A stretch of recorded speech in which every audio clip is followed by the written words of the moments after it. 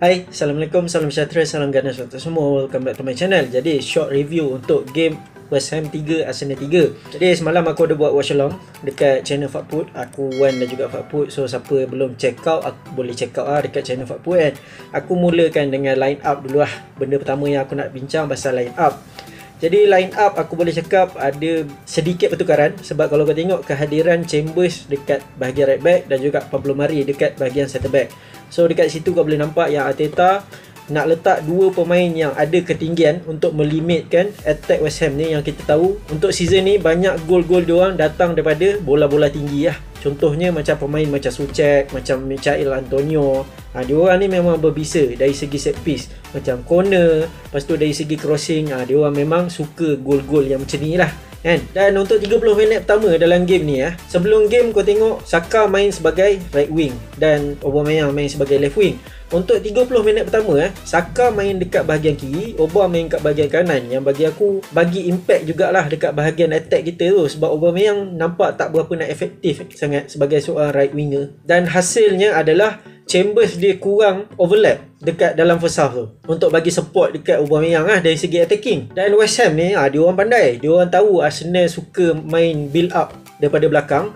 Dia orang main high pressure pada awal-awal game sampailah minit ke 40 lebih. Dia orang memang pressure pemain Arsenal kau-kau supaya tak selesa pegang bola. Dan kita memang struggle teruk Lagi-lagi kita punya pivot Xhaka dan juga Partey kurang bagi shielding untuk defend Arsenal. Dan hasilnya adalah kau tengok untuk 40 minit pertama West Ham memang senang gila tembus kita punya midfield dan juga defend hasil daripada 3 gol yang diorang score tu. Bila cerita pasal gol gol Lingard yang pertama tu aku rasa macam kita tak boleh buat apa-apa sebab itu adalah quality punya gol. Memang top corner, aku tak boleh cakap apa Aku rasa Leno memang tak boleh save. Gol kedua untuk West Ham bagi aku memang ada banyak pertikaian pasal benda ni kan. Untuk quick free kick tu, sebab bagi aku benda tu legal. Sebab satunya syarat untuk ambil quick free kick adalah bola kau tak boleh bergerak. Bola kena bola mati sebelum kau sepak bola. Itu yang pertama. Yang kedua adalah pemain yang nak ambil free kick tu, jarak engkau dengan bola tu, engkau kena berada 10 yard daripada bola tu. Itu ada yang kita bincang kat dalam watch along malam tadi. So kau boleh check out kan. Dan bincang pasal gol ketiga West Ham ni, satu cross daripada bahagian kanan, Antonio buat header memang sangat-sangat senang. Macam aku cakap tadi, dia orang punya main threat untuk attack West Ham ni adalah daripada bola-bola tinggi Dan terbukti gol ketiga dia orang dapat daripada header Antonio. Lepas daripada West Ham dapat gol ketiga, itulah masanya kebangkitan Arsenal Semua pemain mula orang cakap dapat nyawa kan, dapat hidup udara aku cakap kan. Lepas tu kita dapat gol pertama. Gol pertama Chambers provide assist pertama dia dalam game ni. Dia dapat 2 assist overall. Assist dia yang pertama dia jumpa Lacazette score. Tapi gol tu tak dikira sebagai gol Lacazette, dikira sebagai on goal daripada Thomas Soucek. Sebab kalau kau tengok balik footage tu, bola tu sebelum masuk ke dalam gol dia deflect Soucek So dikira sebagai on goal Soucek Tapi tak kisahlah on goal ke Lacazette score ke. Kalau Arsenal dapat gol, bagi aku dah puas hati dah. Dan gol kedua daripada Arsenal, on goal yang dijaringkan oleh Craig Dawson. Kalau kau perasan Craig Dawson ni minggu lepas dia score on goal lawan MU.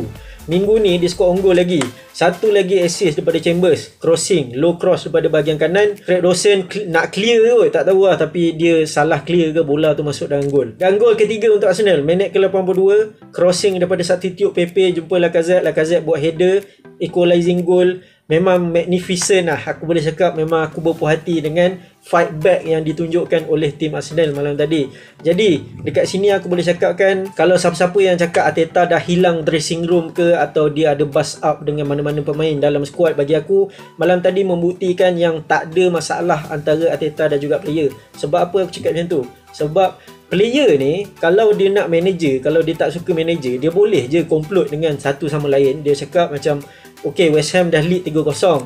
So apa kata kita bagi lagi West Ham score kan, dan kita bagi manager kena pecat. Sebab kita tahu yang kita takkan kena pecat kan.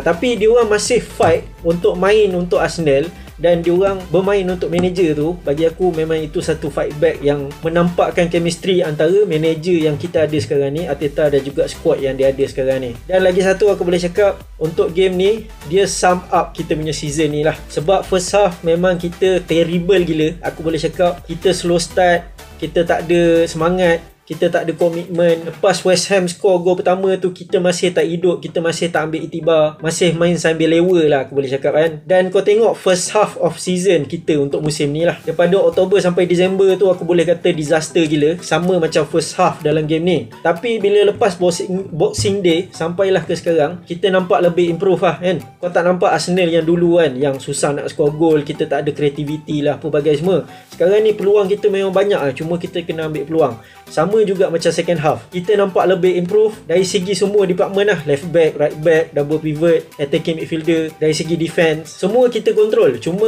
West Ham masa second half tu mungkin diorang dah selesa lead 2 gol sebab kedudukan masa tu 3-1. Diorang dah mula main low block, lepas tu diorang bergantung kepada counter attack untuk cari gol. Tapi end up diorang punya low block dipecahkan juga. Aku boleh bagi kredit dekat Odegaard. Dia memang pergerakan Arsenal dari segi gerakan-gerakan yang berbahaya banyak datang kat dia. 3 gol Arsenal memang datang daripada Odegaard, walaupun dia tak dapat assist, tapi dia yang menggerakkan midfield Arsenal lah dari segi bahagian attacking.